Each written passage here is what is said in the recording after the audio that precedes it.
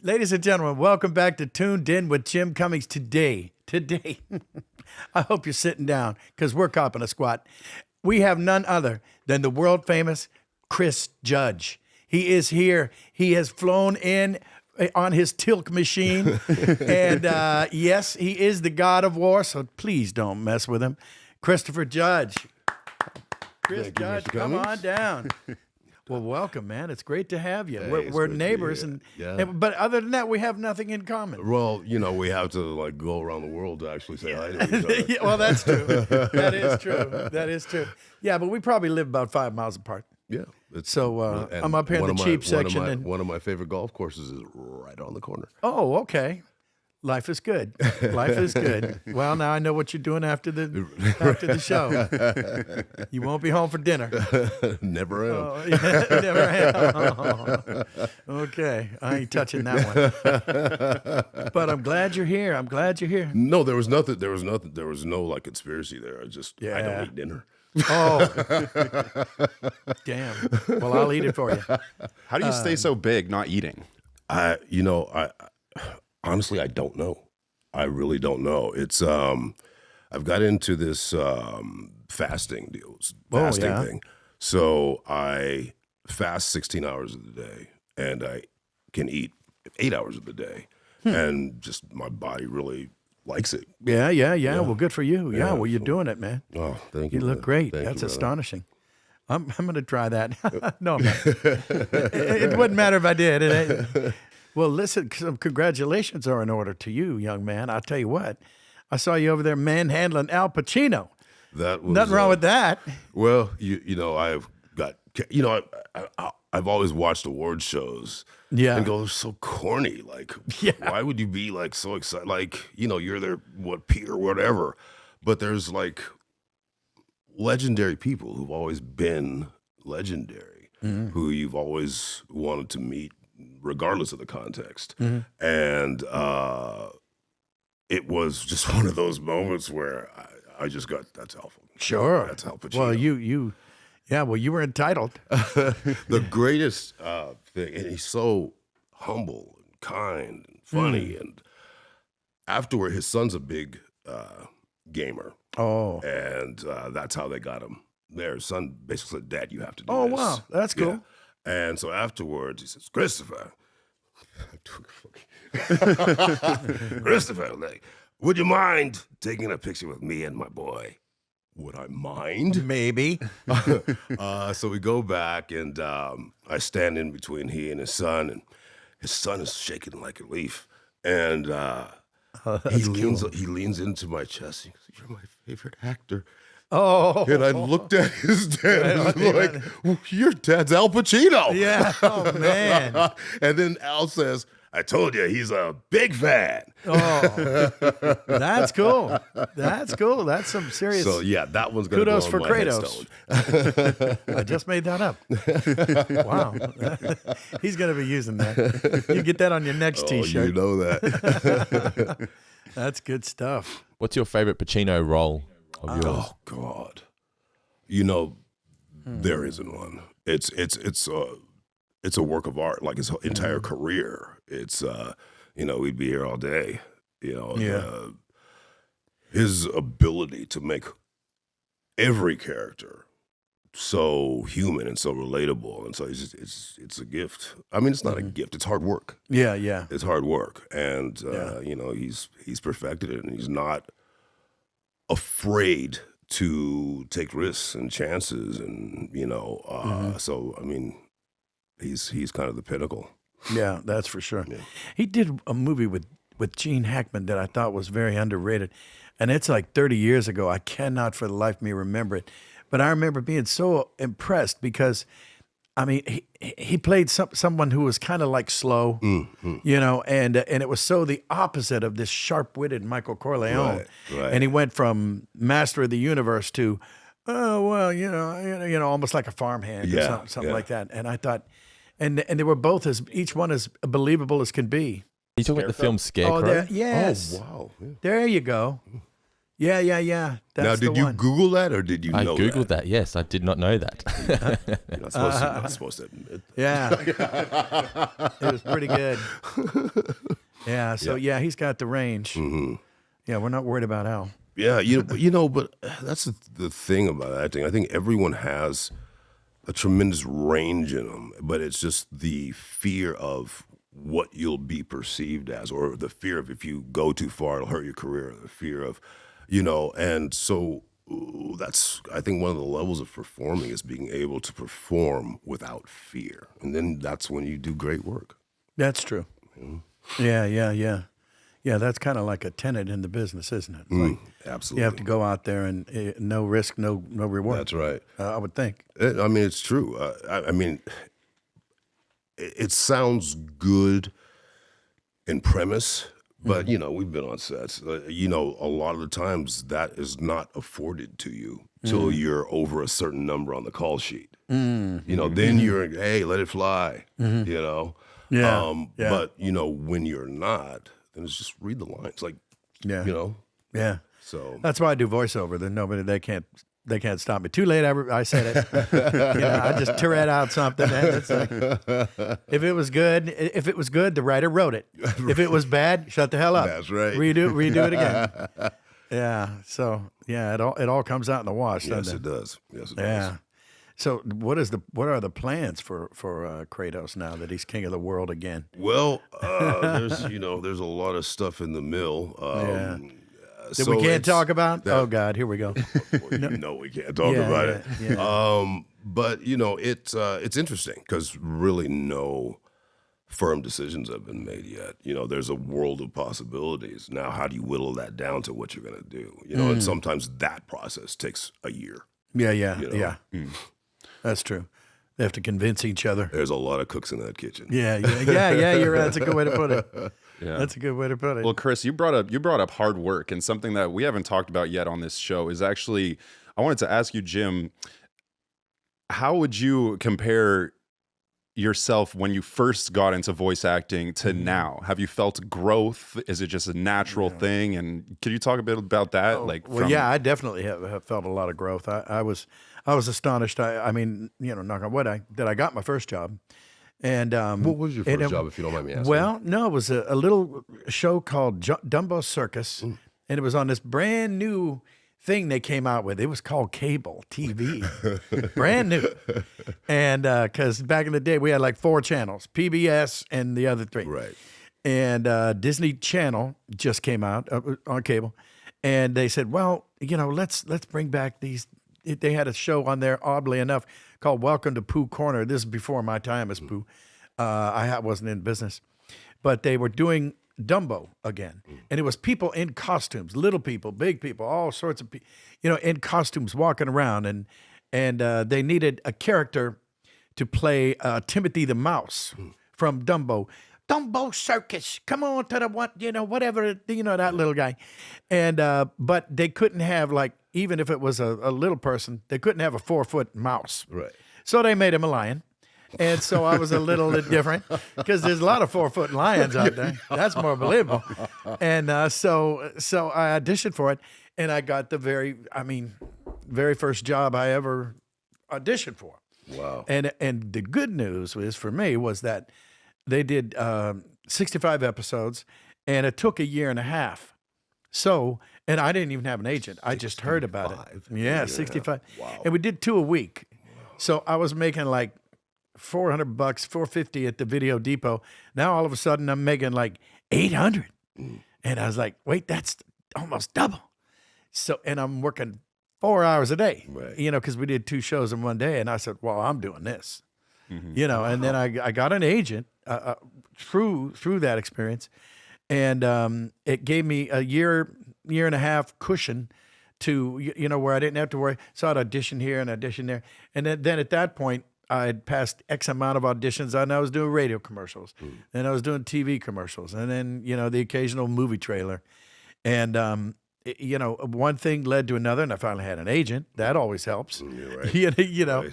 And I've never had to have a break for 39 years. It'll be 40 years next year. Wow. Wow. So yeah. Talk about longevity. Yeah, and I was only 11 when I started. Now, how did you even come to? It always interests me how people go, I want to do this. So what led you to? Oh, well, that's an easy one for me. I've said it before. I was watching. I was sitting with my dad watching the Jack Benny program. It was on TV, and he had Mel Blanc, the original VO monster cartoon guy. He was on there, and he was doing a bit like sigh. You know, he was wearing a sombrero and this and that. And my dad goes, "You see this bastard?" And I go, "Yeah." And he goes, you know what he does?" And I go, "No." He goes, "You know when you get up on Saturday morning, you watch the Bugs Bunny and the Daffy and the Tasmania and the Sylvester?" I go, "Yeah." He goes, "That's him." I go, what do you mean that's him?" He goes, "Well, he does all the voices." And I went, "I'm doing that." Wow. You know, and I said, he doesn't have to stand in the corner for being weird. Right. So everybody likes him. Right. I want to be him. So I grew up and now I get to be him. Wow. Now I get to hang out with you. That's awesome. That's awesome. What about you, Chris? When did you? Because you started out life playing football. You know, played college, played pro. Hard football. to believe he was a football player, but okay. Well, for me, that was just always a means to an end. Because when I was high school, we had this great affinity in the house for the Rams because my mom had bought her first Volkswagen from Merlin Olsen. Oh, Yeah. wow. Yeah. And so we watched the Rams religiously. So Merlin Olsen was one of the first football players to actually transition to acting. And I thought, well, because I hated football. I hated it. And the only thing that was tolerable about it for me was that game days were like performances. So I had an audience. That's cool, yeah. But I knew I remember when it hit me, I was watching Sounder. Cicely Tyson, Paul Yeah, Winfield. Cicely Tyson. Paul Winfield. I remember Kevin that Hooks.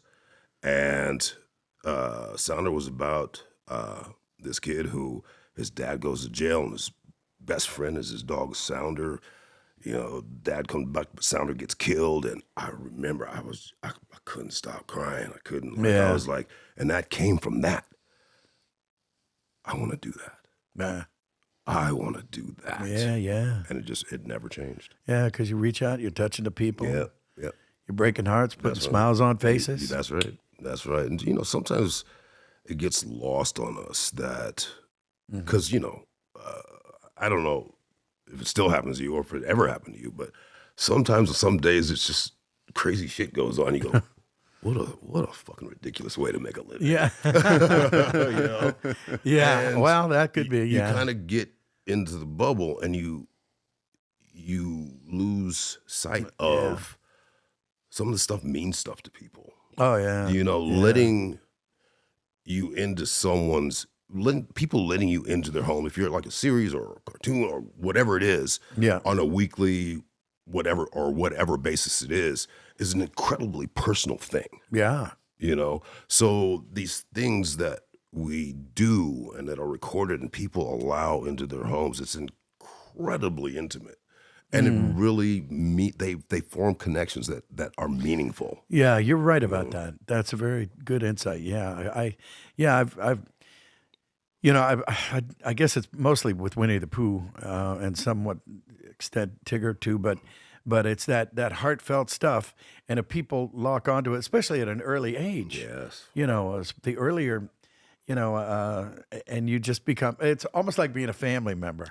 Absolutely. You know, because I've heard, and I know you must have had this occur, because I think the first person I ever heard say that, it was Sonny and Cher had that show, the Sonny and Cher show, and people come up to him, and he would be any place, you know, an elevator or something. Sonny, hey, how you doing, my man? Look at you. Oh, get over here, you. And he's this and that, and the other thing. And he says, and then he could realize that the person just went, wait a minute, I don't know this guy. He doesn't know me. I just see him on TV a lot. I feel like he's my cousin or my uncle, and he's looking at me like, why the hell are you hugging on me in an elevator?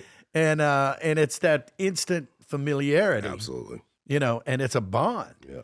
But it's it's kind of one way unless you go to a Comic-Con or something like that. Right. And then everybody's going, hey, you know. Then it's kind of like their job to be happy with you. Right. I hear you. It's a little cherry on top, isn't Yeah, it? it is. You know, it is. knowing Yeah, all it those is. people, Yeah. just touching all their lives. Yeah, because I've had situations where people say, "You got me through this horrible thing, this mess, or whatever," and they play like a Winnie the Pooh song, and they can get through it. Right. Yeah, and I know, and your guy Teal'c was it was very interesting. It was a very interesting character. No, thank you. Yeah, I mean he wasn't a Vulcan, he wasn't a any of the standard, didn't have any horns coming out of it. Well, actually, touching on that, one Yeah. thing that I don't think people know, I don't even think it's online, is Teal'c originally had like long earlobes, right? Long earlobes. He had oh crap, now I've forgotten the name of it. What the hell was it called? A third eye? No. No, just kidding. It's the Egyptian long beard thing. Oh, Had that, and what they realized was, well, if Teal'c had it, we have to put it on all the Jaffa. So Oh. just mine in the beginning with all that accoutrement took about 2 hours. So for background people, they didn't want to be spending Oh, yeah. hour and a half per person, and Jaffa episodes were always the big ones. So there'd be 100 Jaffa. So it just became, So they go, we have to pare this down. How about let's just do this? Yes, Yeah. yes. Okay. How about golden eyeliner? Yeah. There you go. Perfect. Yeah. Done. Ready. Yeah, Oh, Did you that's have why. any input in how that character looked, or any of the prosthetics or anything like that? Well, the thing that I wanted him to have an almost air of androgyny, and also the sense that he was almost a newborn because he's going to this new situation where he knows nothing, and it's not because he's wowed by it. He's wowed by like, wow, these people are primitive, because compared to the technology Yeah. that he's been around, this is like they only have the wheel. You know, Yeah. Okay. how do they exist? Yeah. You know, so all credit to Brad and Jonathan, because we had really length discussions about how I wanted to play Teal'c, and they were so the audition. They really weren't certain what they were looking for, but a sci-fi show Yeah. has to have an alien. Yeah. So I remember when we were doing the screen tests, there were 3 people there for Carter. There were 3 people there for Daniel Jackson. There were 3 people there for General Hammond, but there were 10 Teal'cs there. Oh boy. There were white Teal'cs, there were Asian Teal'cs, Mexican Teal'cs, 2 black Teal'cs, and our first screen test was for MGM. So they're calling out the names of the people who won't be going on to the Showtime screen test. And when it was all said and done, I looked around and I was the only Teal'c left. Oh, there you go. So Brad came up to me and said, just do it like that and it's yours. And Well, that so worked. I still, to this day, tease him about, well, part of the excitement of getting a part is the Yeah. anticipation, Yeah. the not knowing. Yeah. Brad, you ruined it for me. Yeah. It was a hell of a good ruin. It was. It was. Maybe we all get ruination like that. And you guys went on to do that for how many years? 10 seasons. 10 seasons. 10 seasons. Yeah. That's ching. Yeah. Ding, ding, ding, ding, ding, ding, ding. It was, we were in a weird good position. Yeah. We had a 2-season order to start with. So we Oh, that's knew good. we Yeah. were going to do 44 episodes. So Yeah. we didn't have to make these huge leaps in character. Oh, you had 22 seasons. I mean, 22 episode seasons episodes back per then. season. Wow. Yeah. And then the night the pilot aired, it was at that time the biggest thing that had ever been on cable. Wow. We got more viewers than the Tyson, was it not Tyson Holyfield? Tyson to anybody. Yeah. Because The one they were all where he big. lost. Yeah, they were all big. Yeah. So the next day, we got 3 more seasons. So Dang. we knew we Okay. were going to go at least 5. That was amazing, because they never gave me that many seasons. That shit is amazing, right? Like, So, ladies and gentlemen. Yeah, I mean, Oh, man. so you could take your time developing Yeah, yeah. characters and relationships. Boy, nothing You like know, so- nothing like being paid to get better and more That's right. comfortable and That's right. ka-ching. Let's don't forget Yeah, ka-ching. That's right. You know? Wow. Well, God bless you. That's good. And one thing led to another. Mm-hmm. And you've done a lot of cool stuff. Okay, audience out there, and I'm sure they're listening because they're live, like I was saying, up here. And I always look at Brandon. I was watching a movie. It was a trilogy movie, and I think Christian Bale was in it. Oh, yeah. Yeah, he goes, oh. And he was Batman, and he was down there, and he was doing this and doing that, and all of a sudden, this familiar face comes up and puts the quietus on him, trying to kick Batman's ass, and I was thinking, wait, and then you were like, on, but that ain't bad. That's not bad. You know, That ain't bad. I call it 8 weeks of work for 47 seconds of screen time. Wow. But the check's all cleared. Yeah, you know? yeah. But that was, we're talking about like the Pacino moment. And Yeah. somehow I had negotiated for a trailer. Mm. And Wait, where the now, trailers to- are is called to The be in- Circus. Oh, a trailer. Yeah, yeah. I was thinking a movie Yeah, trailer. yeah. Never mind. Gotcha. So in this circus of trailers, there's Bale, Yeah. there's Anne Hathaway, Yes. there's Morgan Freeman. Mm-hmm. There, so it's like, what the Yeah. Yeah. There's some big kids there. what am I doing here? Like, you know, so it was just like Having a ball, I walking reckon. around, like, Tom Hardy. Hardy, yeah. Yeah. It was a strange thing. Well, because Hardy really doesn't break character.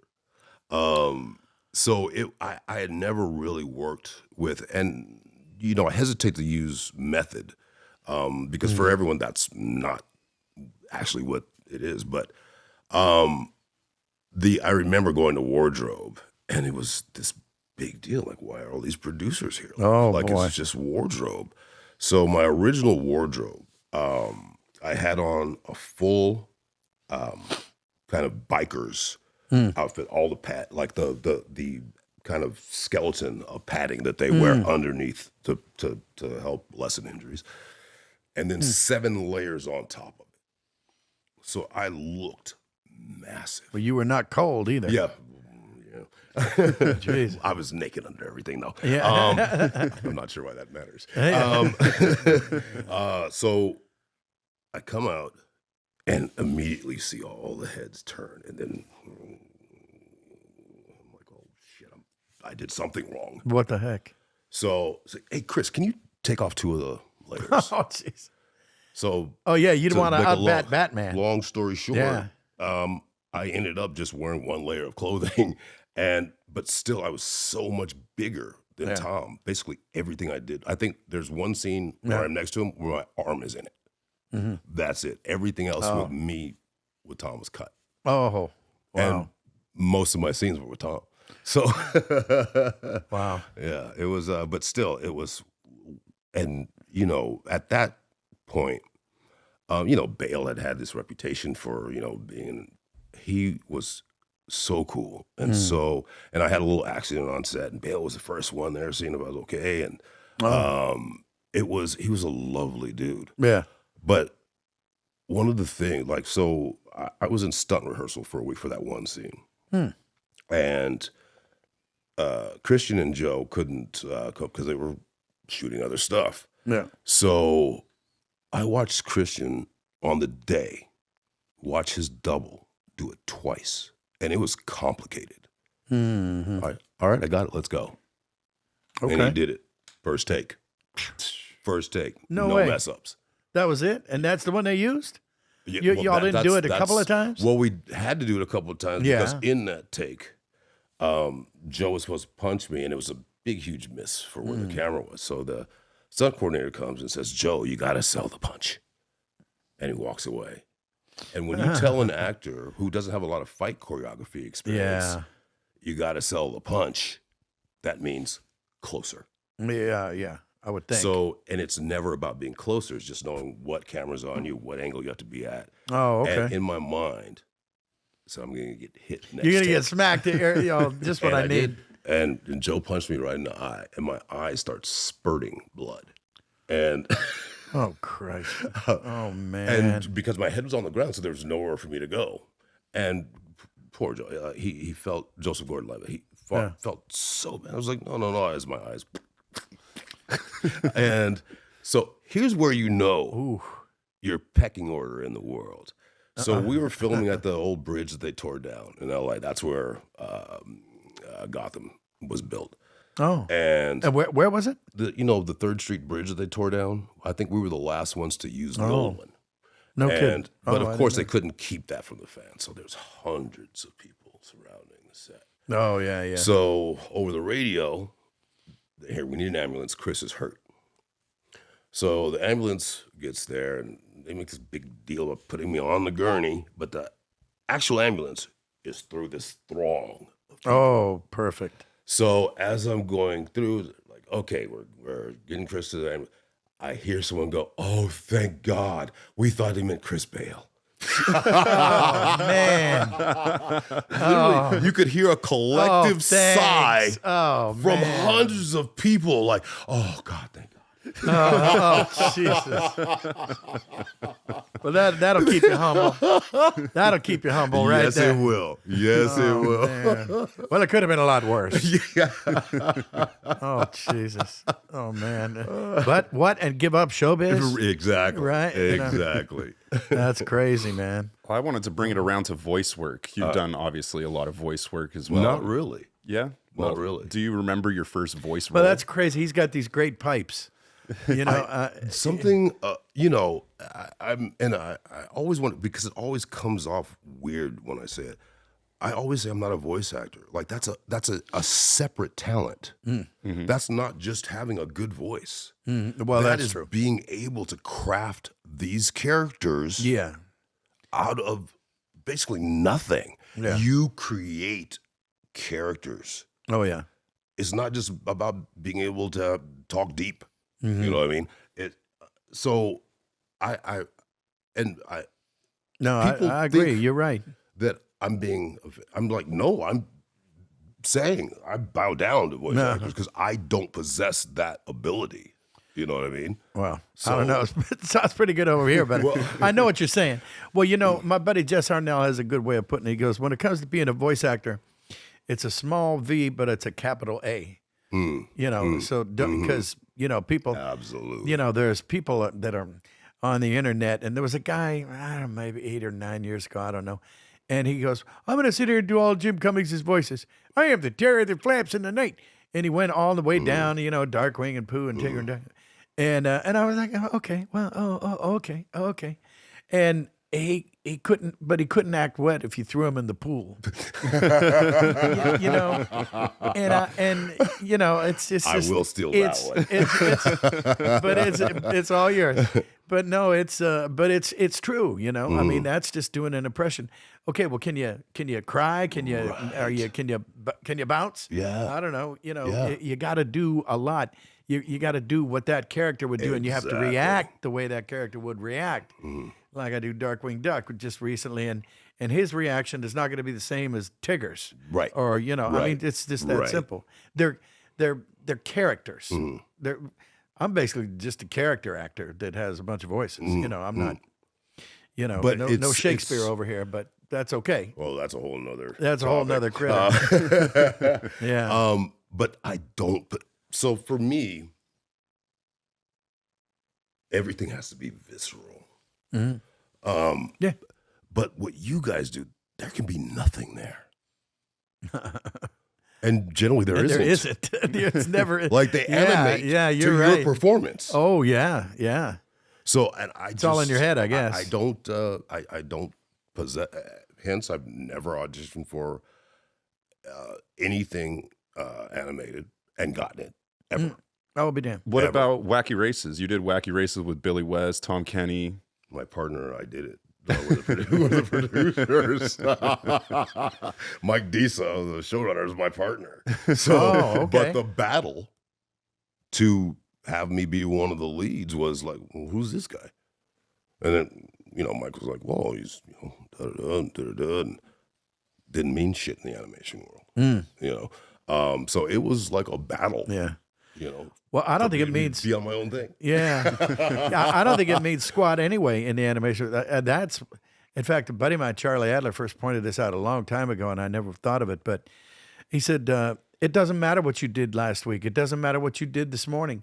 You have a fresh audition. You go into this place in Burbank called the Voice Caster, and now you can't go in and get a bunch of Chevrolet commercials because you did a Ever Ready battery commercial last week. No, don't you understand? I did the Ever Ready battery. No, okay. Right. Well, here, you want to sell some Chevys? Yeah.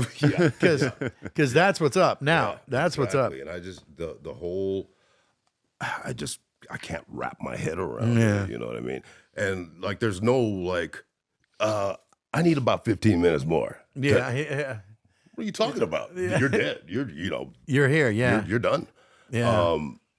So it's just, and I have done animated stuff, but I would always record by myself, not because I was elitist. I was afraid. I was afraid to be in the group record. So what was that experience like when you were with such legends like Billy West was on the Terrifying. show, Tom Kenny? Fucking terrifying. And that's coming from him. It's like, what now? Yeah, I know what you knew mean. who everyone in the room was. Yeah. And I'm the only dude that's not a legendary voice person. Oh, wow. I know you were with Phil Lamar. And yeah. I don't like him, like we've become friends, but yeah, he's a one hell of an actor. He's so, Jeez, he's oh so man. great. And I was saying this earlier. One of my favorite cartoons growing up was Hong Kong Phooey. Yeah. So played by Scatman Crothers. Scatman, that's right. You would know That's him right. from The Shining. Yes, you would. Yeah, you know him from a lot of Scatman things. was legend. He was a legendary performer. Yes, he was. And one of the things he did was Hong Kong Phooey. And I would Saturday morning, I'd wake my brother up. We were at 8 in the morning. That's right. We were watching Hong Kong. That's Phooey. right. Hong Kong Phooey. And, That's right. and so when Scatman passed and they brought it back, Phil is the voice of Hong Yep, Kong. that's right. So every time I see him, I won't even say hi. I'll just say, "Come on, man, please, Yeah, please." that's good. And he's like, "Man, that's oh, Chris Judge, it's good to see you, baby." Yeah, that's good. That's cool. That's good stuff. Yeah, meeting your idols, right? That's right. But it is just such a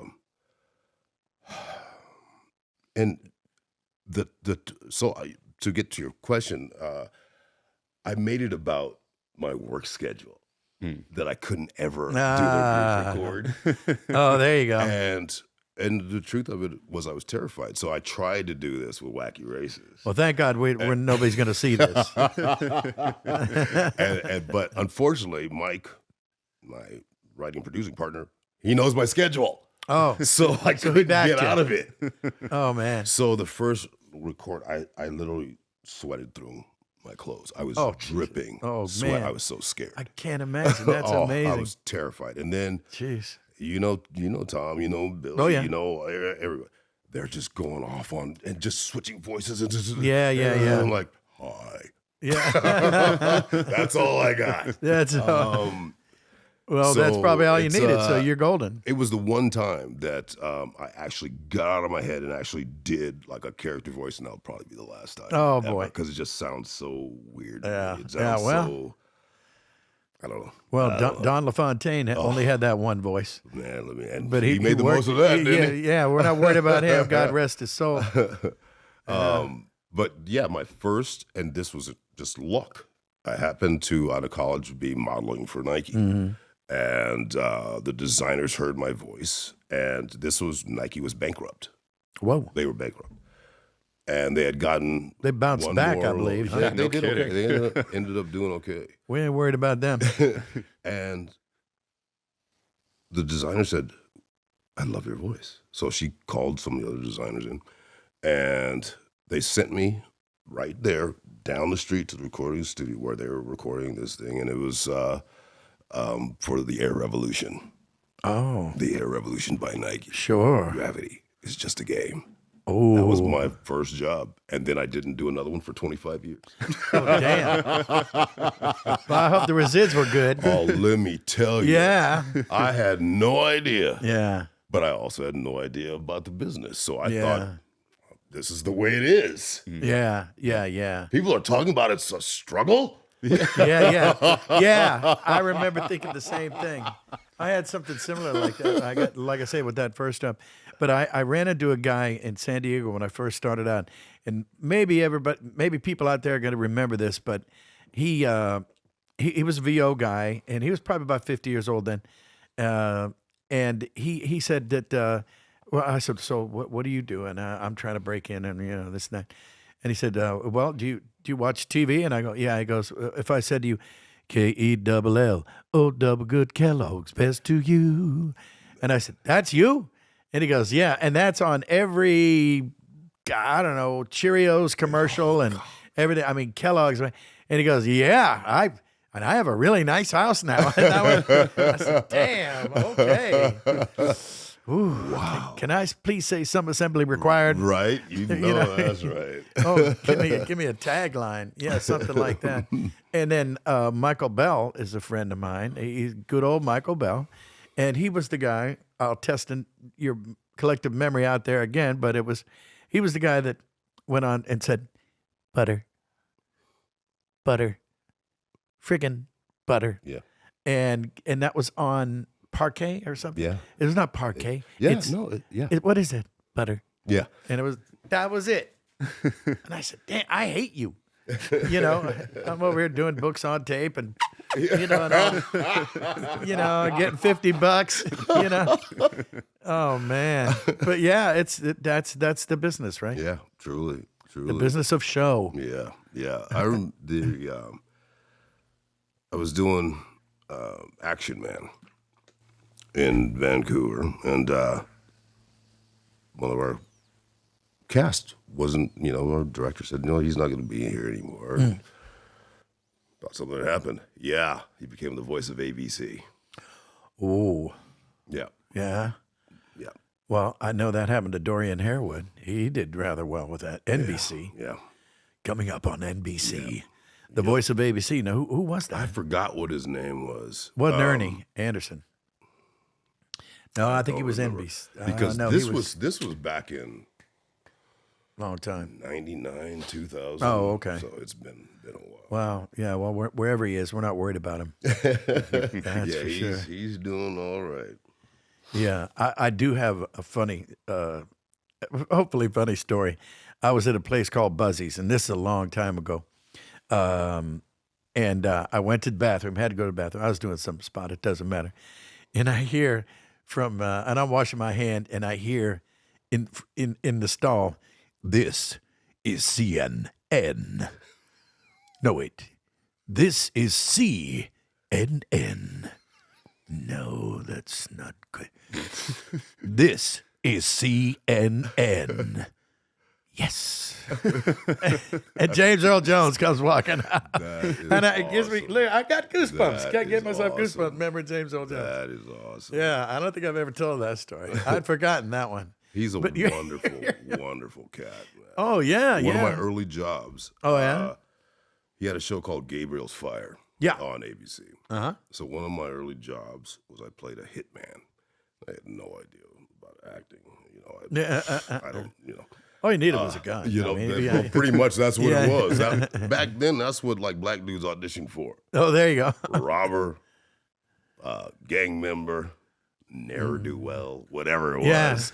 And now you star as a guy who's actually white. And I don't mean he looks like me. But, only because he's covered in the ashes of the family he killed. Oh, well, that'll do. Oh, details. Could have happened to anybody. And so I'm doing this thing where I'm like, get on the ground, motherfucker. That kind of, that late 80s acting. Oh, yes. And so break for lunch, and I'm feeling good. There you go. So I can knock on my door. Chris, Mr. Jones would like you to join him for lunch. And Wait. I was like, what? The Mr. Jones? So we sat there, and he doesn't have that big old. He's actually very quiet, man. Mm-hmm. And he said, you know, a lot of people don't really kind of He said, I'm going to give you a piece of advice. Never move unless you have to. And that's Wow. been the first commandment for me. That's cool. I never move unless I have to. Well, he would know.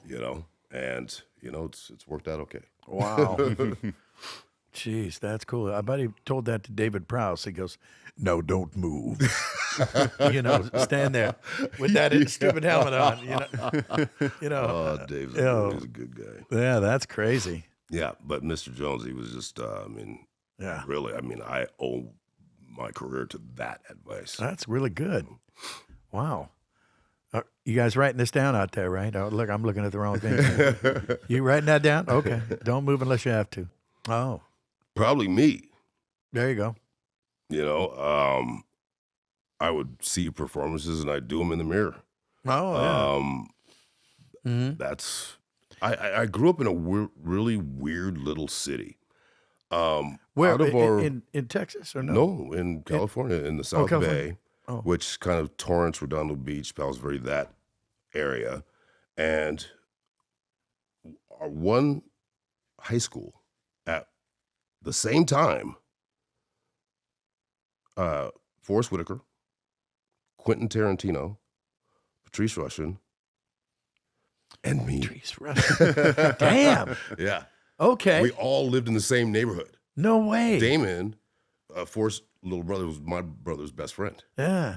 We all came from like a 4-block radius. Oh, jeez. All my neighbors were like hitmen, and they were. I'm from Youngstown, man. Damn. I used to walk to junior high with Quentin, and the only thing we had in common was we wanted to be in show business, and people would laugh at us. Wow. Yeah. People were just like, "You guys are idiots." No, man. Yeah. People where we came from, they were athletes. Yeah. That it wasn't. Well, that's okay. You can get a twofer. So that's right. It's this little group. We were the only ones that didn't think we were weird. Yeah. That's true. Yeah. I can remember the first. I had a teacher like that, and it was weird because she used to be a nun, and I went to a Catholic high school, and her name was Miss Baker, and she said something about, well, the nuns are they're kind of tough, and we go, ooh. But Miss Baker, you can't say that. She goes, no, it's okay. I used to be when I quit. I go, whoa. Okay. But she was the first one that didn't think I was a weirdo. That I was crazy. She thought, no, he's just different. It's okay. He's not really all that screwed up. Because maybe he can do something with this. Right. Probably not. But you never know. Don't bet on him. But it could happen. Right. So, we'll take that. Right. We'll take it. I just want to jump back quickly to what's the best advice you've ever got in your career? Yeah. Don't be a mime. So, no. I've kind of adapted it over the years into a phrase: instincts are the best snakes. And because if you think, in your head, and I don't really think that much because that doesn't sound right. But what I mean is, I really just go from gut, and I will like to read things 1 or 2 times ahead of time. Because as you know, in VO, you don't have to memorize them. Right. Right. Thank you, Jesus, because my memory's terrible. But I think that's why I'm a good ad-libber, because I was in a million plays as a kid, on a stage, and I wasn't good at memorizing. So I'd remember, and I'd be in the scene, and I go, oh, geez, what the hell? Well, I'll just say this, and it kind of worked. So that's where it came from. Instincts are the best stinks, and I've had it said to me that well, if you think it's funny And you think, well, that's not bad. You're probably not the only guy. Mm-hmm. Probably not the only person that's going to think that. So give it a shot. Right. Especially on in recording. I mean, it was at the time it was just tape. Now it's not even tape. No, it's not. You don't even have to rewind and cut it. Right. You just Right. hit delete next. So yeah, instincts are the best things. Now, how long did it take you though to? Did you always, from the beginning, just trust your gut, or did you try to please who you were maybe auditioning for, or? Yeah, a little of both. Yeah, but it was always trust my gut because I use an example. I did a cartoon called Tailspin a long time ago, maybe late 80s. And I was a pirate. And at the time, all the pirates were from England or Scotland or Ireland. They were always something. But I thought that this guy, I thought it would be cool if he was from the Caribbean. Not like Pirates of the Caribbean. That was, that was, but it was a guy, I think he was from Cuba. And I put him like this. And he was amazing. And his name was Don Carnage. And roll the R, and everybody went, okay, well, that's weird. I like that, That's so I got the job. Wow. Yeah, and it was cool. And it was not, because at the time, the typical Irish or, Cockney. Yeah. They were all pirates were Cockney. I don't know. Yep. It's England's fault for having all those people. But yeah, so I, every night, like I say, you break through the expectation. Yeah, and well, that's not what I was waiting for, but I like it. I like it. Yeah. We'll take it. It really is, I think, the best way to be, but not always the best way to get jobs. Yeah, well, that's true. It's because it's worked. It's kind of worked both ways for me. Yeah, sure. I mean, because I've always tried to, especially when I would audition for black athletes, I tried to play them exactly the opposite of how they were written because they were written so badly. And well, that's a good idea. And sometimes it'd take me really far down the road. Then other times, it would be, I don't want to say any names, Betty Thomas. Yeah, okay. There you go. I called my agent Yeah. and said, don't ever have him audition for me ever again. Whoa. Whoa. Okay. And it was, and then I saw, and I don't want to say the movie Pluto Nash. But yeah. I saw who got the role, and God bless him, he was a friend of mine. Yeah. But it was exactly how they wrote it, and he was fine, he was great. Yeah, yeah. But yeah. it wasn't how I ever wanted to portray myself, which is a hell of a lot easier to do when you have a job, because I had a job at the time, so you can do that. Yeah. Because you don't need this job to eat. Yeah, yeah. That helps. Boy, that helps. So it, but yeah, I mean, just wow. And the thing is, all I did was make this dude smarter. Yeah. And she was so offended by that, I don't want to. Yeah. What are you I going to don't do? want to. It's I'm past making enemies in this business. Yeah. Yeah, well, we won't Not tell really, anybody. but- He will. Randy will. He'll spread it all over the place. But I mean, I was just so like, and I had it all memorized off book. Yeah. And for her to be that offended because I wasn't like, hey man, what you doing over there? Oh, No, Jesus. I'm just not going to. Well, that ain't you at all. And I've never done No, it. So Yeah. Well, I always say you can't play chess with a chimp. okay, now you have to cut it. Yeah, I mean, it wastes your time and it pisses off the chimp. Absolutely. What are you going to do? I'm coming away with a wealth of nuggets I'm going to steal Oh, over here you here. go, But it's true. It's true. You sit there. Shit, Jim, we should hang out more. Damn, I've been avoiding you. Like, Shit, I'm in. Where are we going after this? You're right. Got some clubs? Yeah. No, I'm good at watching. I've never played golf. You're an avid golfer. Yes. Yeah, Yes. good for you. Yes, I mean, I always joke it's the one thing my dad, one of the two things my dad gave me: a love of golf and alcoholism. oh, well, there you go. Wait, did your dad know my dad? Except for the golf. I'm with you. Yeah, horseshoes. Maybe. Horseshoes is okay. Oh, man. See, Brenda doesn't know anything about that. They don't have any booze down there in Australia. Is it still legal down there? They were trying to litigate it out of there, aren't they? No, no, I think we're pretty much known for getting pissed every single day of the week. That's pretty much what we Yes, do. but Yeah, when I first that's started what I going there, thought. the size of the shots were like this. Now they're like that. Oh, If you're willing to pay more money, they'll make it bigger. That's what they're doing. Is they're just charging more money for it. Which unfortunately I found out. yeah. Well, I remember one of the first times I ever ran into you, it was in Australia. Yeah. It was, Yep. and I couldn't remember the name of the convention, but it was in Australia. Yep. Was it Supernova? No. No. It was back then their competitor, Yeah. I forgot who it was. Yes. Could be. Because Yeah. Ren, it was a husband and wife or girlfriend, boyfriend, whatever the situation was. Oh, I don't know. Clarissa and I forgot who. Good old what's his name? Yeah. Lovely people. Yeah, well, that was cool. Well, they're all lovely. But that's where we first met. Yeah, yeah. I remember the first time I ever saw Chris. It was at a Supernova after party 'cause I was there with some other guests. I remember I went to the bathroom and Chris was just walking out. I was walking to this mountain of mass and I was like, what is this? And I looked up and I was like, holy shit, that's Teal'c. He's huge. Yeah. And then you said, wait, mountains don't stumble when they walk. Yeah. Yeah, I know I was drunk back then. Oh, man. Oh, there you go. Oh, God. Oh, God, I loved Australia. Yeah. Would you ever come back to Australia, do you think? If the opportunity was there? Oh, God, yeah. Oh, absolutely. You know, I just took a break from doing conventions because I did them for 20 years, like nonstop.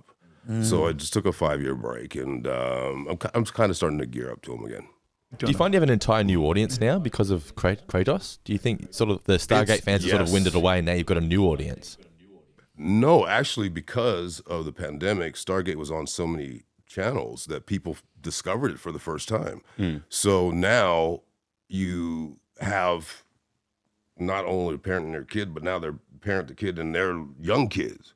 Yeah. So it's been a huge resurgence of it, and then with God of War, it was just a whole nother just huge. Yeah.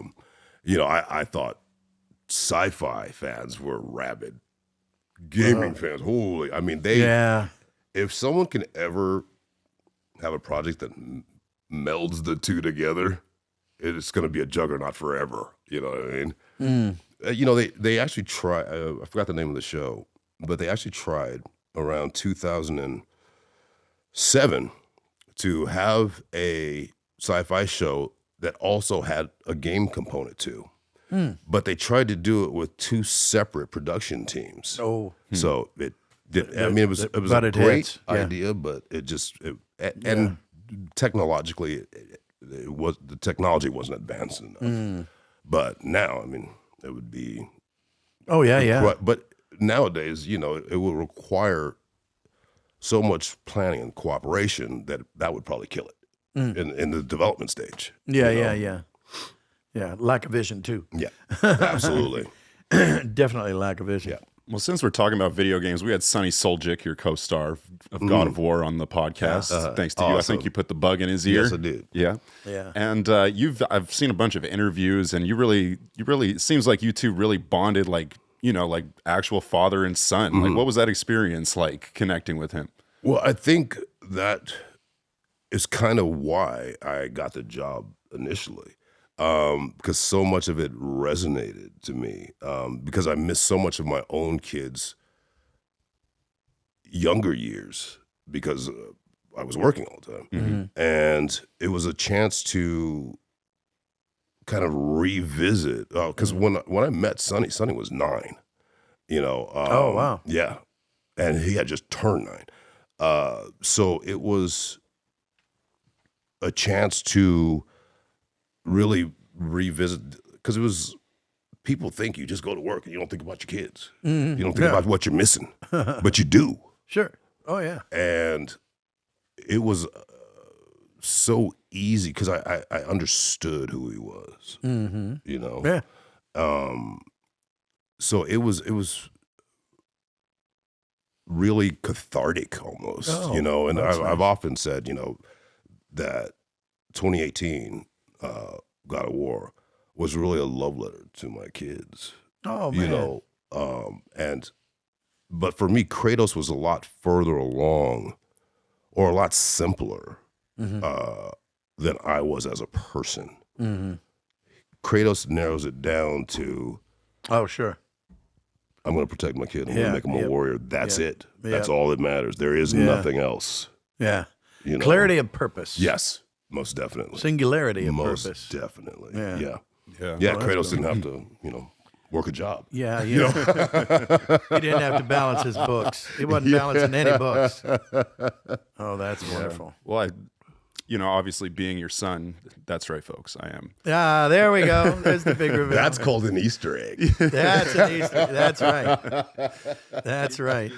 Yeah. By the way, it's just a total coincidence they're both named Christopher Judge. Has nothing. Oh, okay, maybe there's a little something there. But I mean, that was the craziest experience playing video games. And, you know, like I've played video games my whole life. And, you know, even playing like Def Jam, you know, was a completely different experience with you voicing. You know, it was cool, you know, like growing up. And I loved that game. But mostly for like the rappers and stuff that were in it. You know, you were like, yes, you guys made that very apparent. Yeah. You want to come to work? No. You want to come to work? No. You want to come to work? Oh, Method Man's going to be there? Yeah.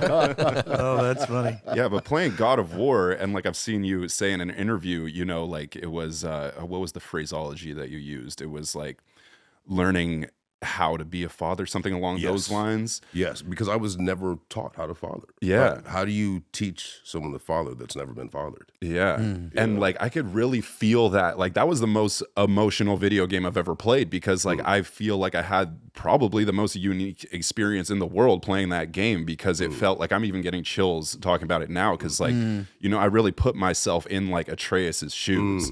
And every time you're talking, you know, you're controlling, but like it felt like you're like I can hear your voice talking to me. Yeah. And like I even remember one time playing, and I don't know, Atreus says something about his mom, and you like go, ugh.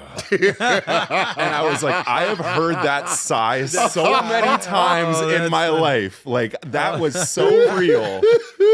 And it was That's just crazy. like, it was like a really emotional journey. And like, you know, like you never really got that emotional in front of us as kids.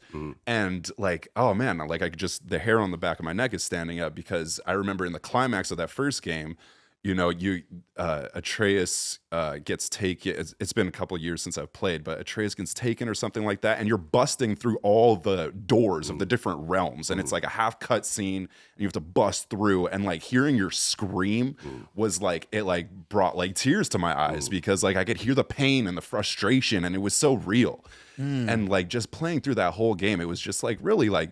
Not to sound too corny, but like a life-changing experience because it was such a unique aspect, you know, like controlling that character, like hearing the stories, like riding in the boat, you know, and you and the talking head, sorry, I'm forgetting your name. Yeah, but what's the actor's name? Oh, Alistair. Yeah, Alistair. And man, it was just like a really cool experience. And obviously the second one's great too. You know, I'm looking forward to whatever's coming. But like, I just really felt like I was in a unique position to play those games from that perspective, doubt. especially about like fatherhood and, you know, so much of like what I do and what I aspire to do, you know, acting and show business and all that came from growing up and being on set. And that was, you know, like the time that we got to spend together, you know, even though I'd be in the special effects trailer, you know, Yeah.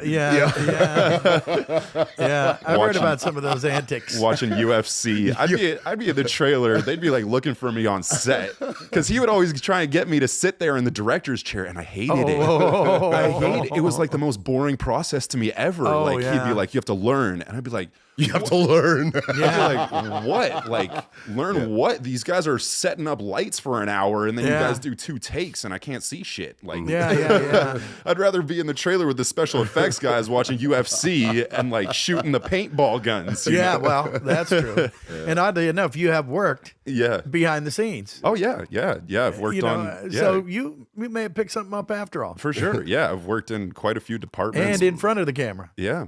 So, You know, but you can see what a special place, now that you've been on other sets, what a special place Stargate. Oh, for sure. I mean, where like it was always bring your family to work day. Oh, wow. It was always bring your dog to work day. That was everyone knew each other's kids. Everyone knew each other's wives, husbands. Oh, that's lovely. Parents, right there. You can't beat that. Brothers and sisters, because they were always welcome. Yeah. And, and everyone looked out for the family you brought. So there wasn't anywhere they couldn't go. You guys that's go up in the cool. offices and fuck around with them. And I remember riding on Jason Momoa's motorbike. Like, he used to be the freaking cool guy that was coming to set on his motorbike, and he'd be coming to set. I could just hear, you're little judge. Oh, get on. Get on. Come on.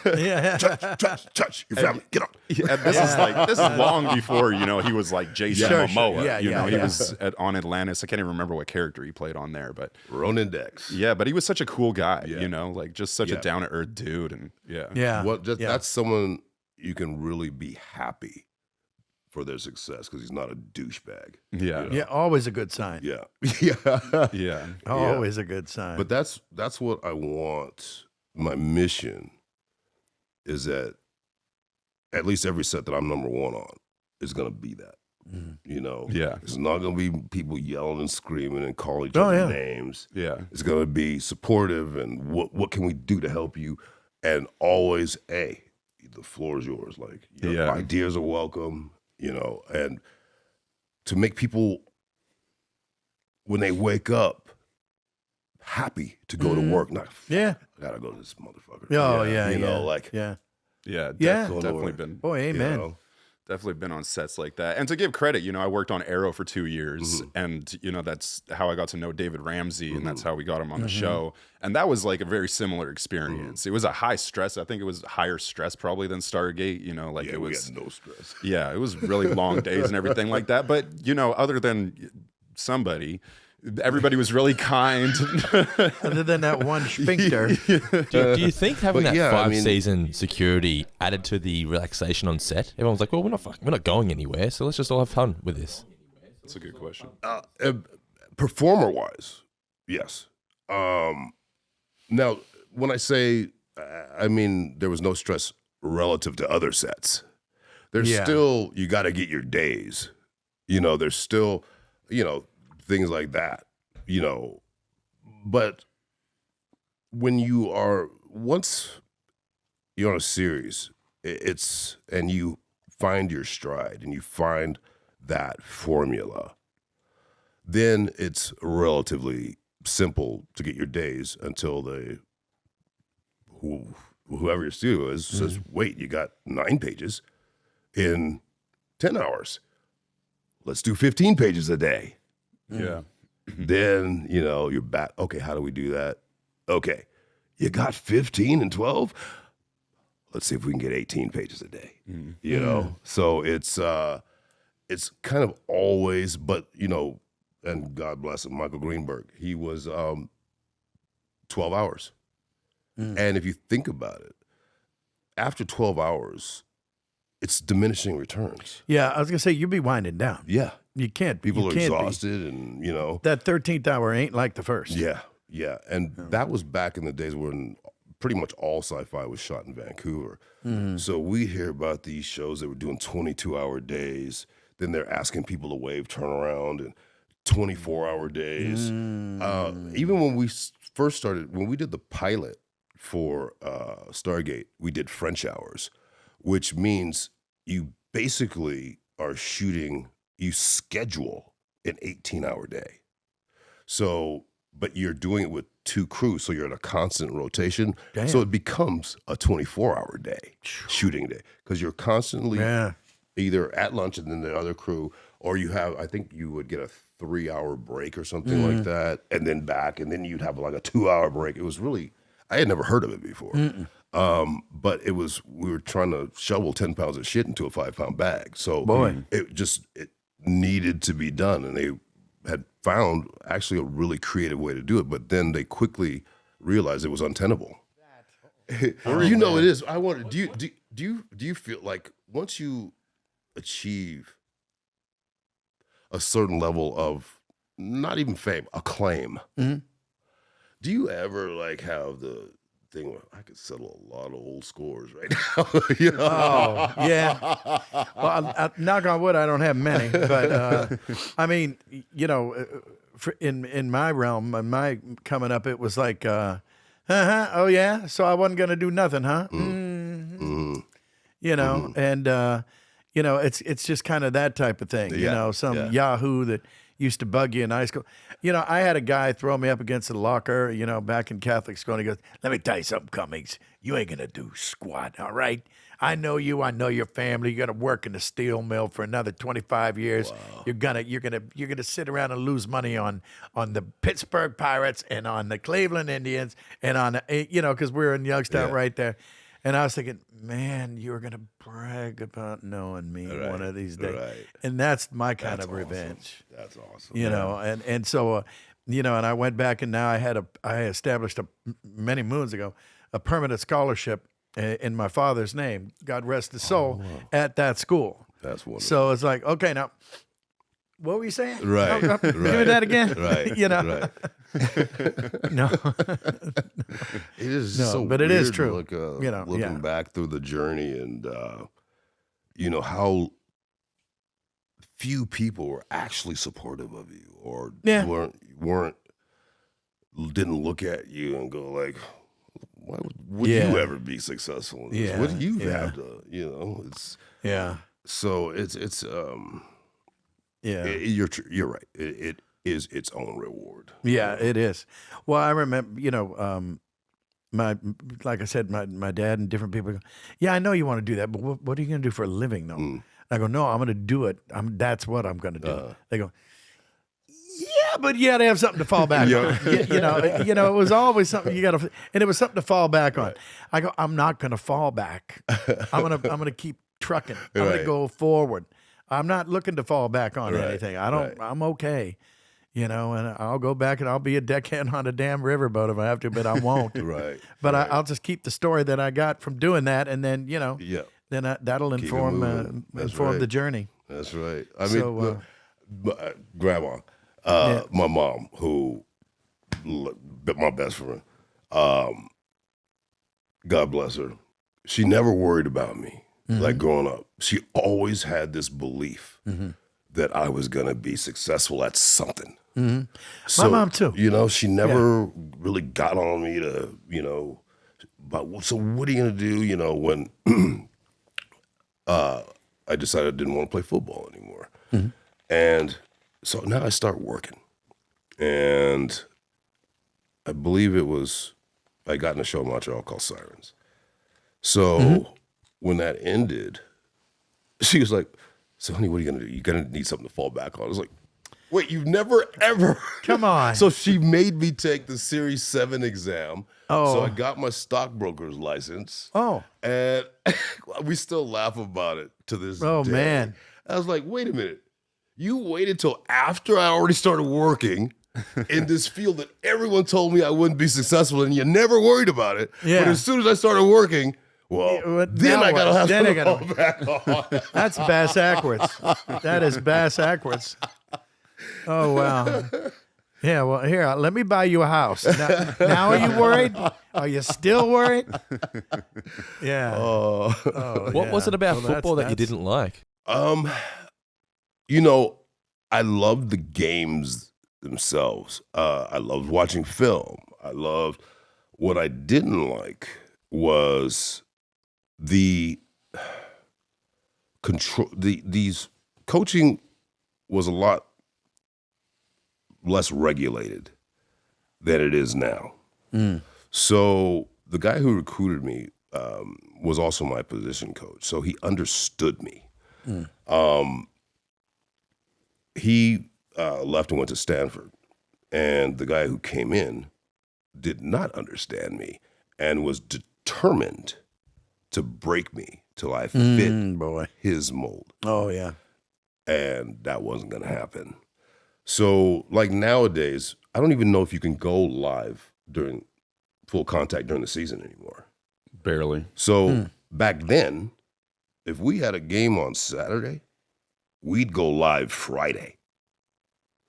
We'd be in full pads, hitting each other the day before we go out and play. And I was vocal about it. I was like, this is the dumbest shit ever. Yeah, what if they're called accidents for a reason? You know, and this was, this dude from back south who, wow. I don't want to say he was racist. He just hated black people. Well, there you go. Well, there you go. But other than that. But he was determined. And at Oregon, I went to the O. That's Oregon, by the way. Yeah, yes. We had a bunch of players from the South Bay go to Oregon. And we were all characters, and apparently, well, I know one was. And, he was determined that at least in the position that he was in charge of, we were going to do things his way. Sure, yeah. And that's not how any of us were recruited there. I was a free safety. Yeah, you were recruited because you, and he tried to put me in this very regimented system. Yeah, well, you got in there being you. What was wrong with that? Exactly right. Yeah. Exactly right. But that was back in the days of thinking that you could mold players into a coach's likeness. They don't do that anymore. Yeah. Oh, that's good. Yeah, I don't even have a sense of that, so that's cool. Yeah, that's good stuff. Yeah. Well, I wanted to ask you, Jim, we were just talking about, being on good sets and creating a family environment. And we've kind of touched on it in other podcasts. I think Phil yesterday was saying, like the voiceover world is kind of all of that. It's a very friendly environment. So I just wanted to ask you, what's the best experience you've had on a show with the cast and the behind the scenes? Oh boy, gosh, the best on a show. Well, see, we don't do it that much anymore, but I always liked the whole cast being there. Yeah. Because it's an organic feel. Somebody says something, and even if it's not exactly the right line, you react to what they said, and now it became the right line, and your line's a little better. Right. Now everything just creeps up a notch, and it's that camaraderie, that type of thing. In fact, the other day we were talking with Terry McGovern, and I was Darkwing Duck, and he was Launchpad McQuack. He was Darkwing sidekick, and we did a show together out of almost 100. We did one show, the very first show we did it together in the same room. Every single other one was he lived in Petaluma or somewhere like that, up in San Francisco. Oh, okay. And he was in a studio, I was in a studio, but we're never in the same studio. And it came off great. But that was because we had a rapport. Whereas I think one of my favorite ones, really, now that I think of it, was the very last show of the Gummy Bears. Everybody remember the Gummy Bears out there? Well, we had all these different people. There was Katie Lee and Will Ryan and Lorenzo Music and, oh gosh, I want to shut up now. Noel North was there. And anyway, it was the whole cast, Rob Paulson. And we had the whole cast there. And I should put this on somewhere because I've got it on video, or now it's on a DVD. And I taped the whole session, and this is back when nobody gave a darn, and I'm sitting there with this big stupid, the big old 80s VTR and the camera in there, and I'm oh shit, it's my line. Okay, and so I have it on there, and it shows you there's a rapport there, and I think it's a little better. When you're doing it with everybody there. Yeah. Acting is part of reacting. That's exactly right. So exactly right. But that people talk about the evolution of gaming. A lot of it is because now we shoot the cinematics together. You know, we actually, wear the PCAP suits and we're in the volume together. And it just makes all the difference in the world. As opposed to manufacturing something there, you're playing the reality of what's there. And it just rings so much truer than, I during the lockdown, I played Black Panther War for Wakanda, and it was so extremely difficult to do scenes without even being able to hear Yeah. what they were doing. What they were doing, yeah. So to record in a vacuum like that, I'll never do it again. Yeah. Well, I hear you. It really helps. Yeah. Because you're having to reimagine and imagine what this character right before me said and who's coming up afterward. And I mean, even things like levels of volume. Absolutely. I mean, am I yelling across a field or is a guy right next to me? I mean, you get a sense of that, but it's kind of a, I like the feedback, and I just think it's better. It's just better to have people around you. Absolutely. But I think with the video games, they're so focused on getting this stuff here, that stuff there. Then they want to maestro it together.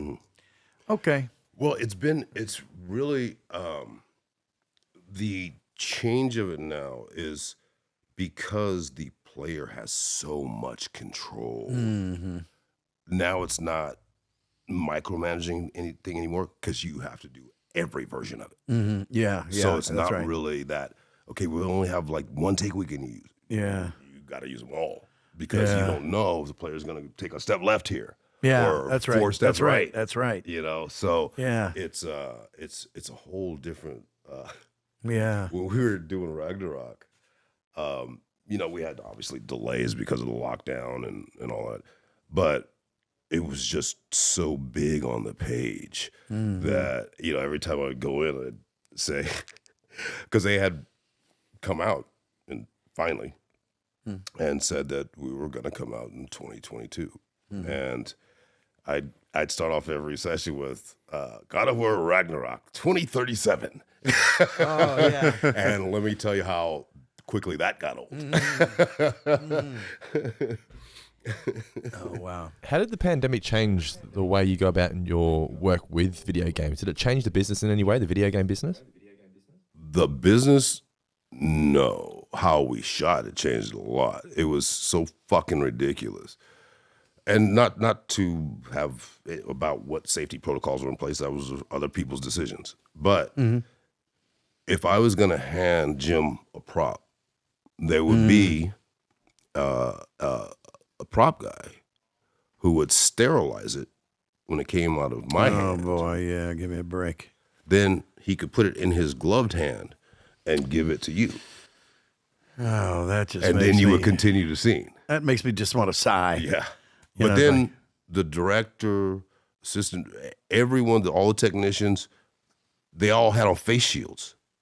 So you couldn't hear what the directions were. Oh, God. And when we do read-throughs, everyone had on face shields. So you couldn't hear anything anyone was saying. So that so slowed the process.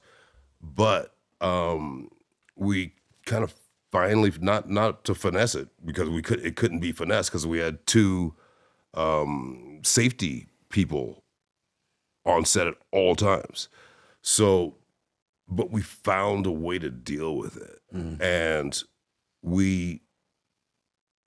it was frustrating, but we didn't let each other wallow in the frustration. Yeah. And that is strictly all due to what trust we had developed for each other in the safety of that volume. Well, that's cool. Yeah. That's cool. So How would you worked it. compare the God of War family with the Stargate family? The only reason that's not a good question is because I won't answer it. Yeah. Yeah, that's true. Yeah, which is your favorite kids? No, it's like, no. Well, it's Well, all I'm not saying from which is better. I'm saying how do you compare? Like, are there similarities between the two, or?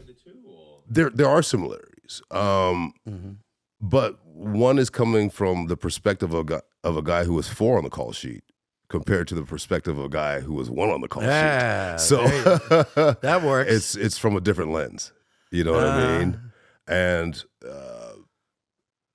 they were just both great places to be. You know, so one I kind of had to go with the flow, and the flow just happened to be good. The other one, I make sure the flow's good. So that's just the only difference. How did it feel being that's cool. when you first went from being like the 4, as you said, for Stargate? Now you're the 1. How did you initially feel about that? Did you feel like you had to change your approach to how you engage with others, or how did you first take having that responsibility on your shoulders? I felt free. There you go. Because I knew that my intentions were righteous, and it was to be as supportive, as loving, as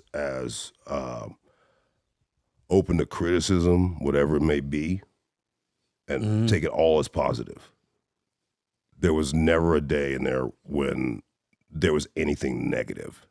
And, but a bunch of us, I mean, Corey, I mean, we all said, this is the holy space. This insulates us from everything out there. So you could truly walk in and feel safe. No matter what you're going through in your personal life, no matter, because the news wasn't always great back then. You know, so no matter how down you felt about what's going on in the world, here's a place you'll be all right. Yeah, that's true. Oh, shit. Sorry. That's nice. That's nice. Yeah, I do that all the time too. But I didn't bring my drumsticks. 'Cause I usually, oh, wow. Yeah.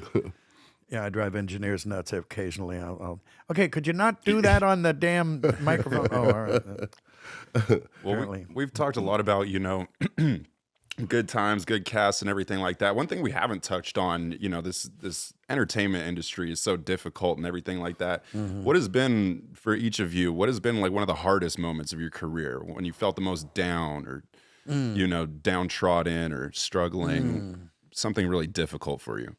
Boy, oh boy. Well, knock on wood, I've been fairly lucky in that regard. But, you know, well, when they cast Christian Bale ahead of me in Batman, no. No, I think I've been fortunate enough to never have any really bad down times. But I've always, in the back of my head, I think we all have this one, is that, well, what if I don't cut the mustard next time? You know, what if they come up with some character and I can't swing it? What if they, you know, and so you know, I think it's the fear of the unknown. I would think, you know, but so far so good. You know, I made it this far. I'm hanging out with him. And it's so it's so fascinating for me to hear that, because I remember I was watching an Actors Roundtable on YouTube, and I forget who said it. I can't remember who said it, but it was a big actor. And hearing it from you too, it's just so interesting to me that sticks with you your whole career. You know, as like a young actor, you would think, you know, you get to a certain point where it's like, okay, I can take a deep breath. You know, my body of work speaks for itself, and well, residuals are your friend. I can tell you that. I mean, amen, right? You know, but I've always had that, you know, I guess the fear of flying or fear of the, you know, what if the phone stops ringing?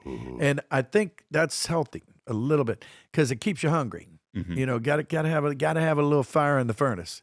You got to keep going, you know, and stretching, and you know, I've been very fortunate to have different auditions that pop up, and it comes from this angle and that angle and this angle, and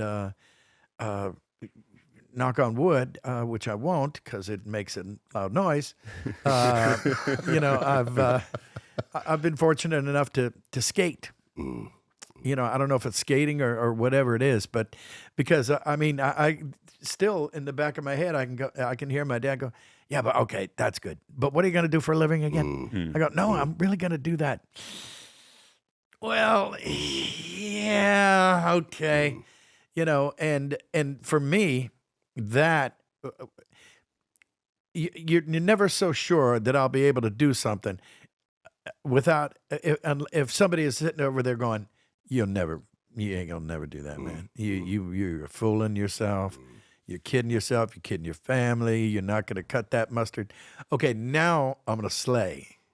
Now, it's probably not the right way to be encouraged, but if it works, no, come, you ain't going to make it. It's like I told you that Jim Munn, who shall remain nameless. He bagged on me. He goes, no, you're going to be in a steel mill.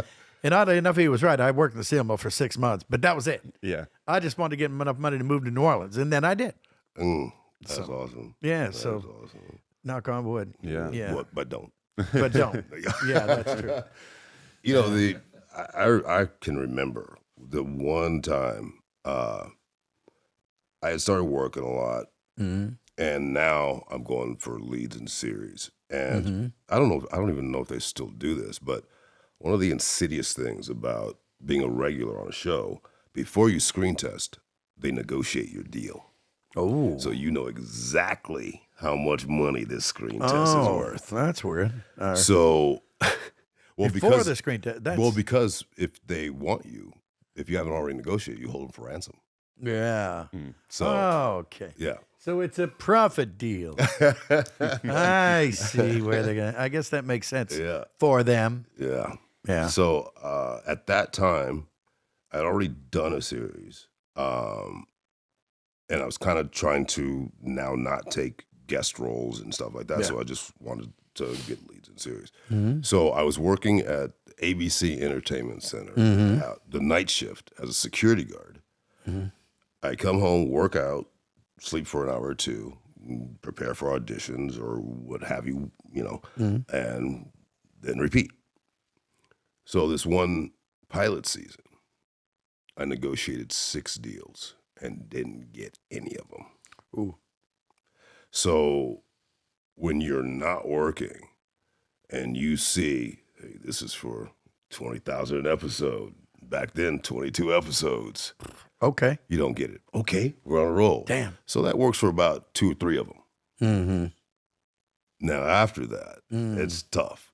It's tough. And so, 6 didn't get any. And that was my come to Jesus. I was like, maybe I shouldn't be doing this. Oh, yeah. Yeah.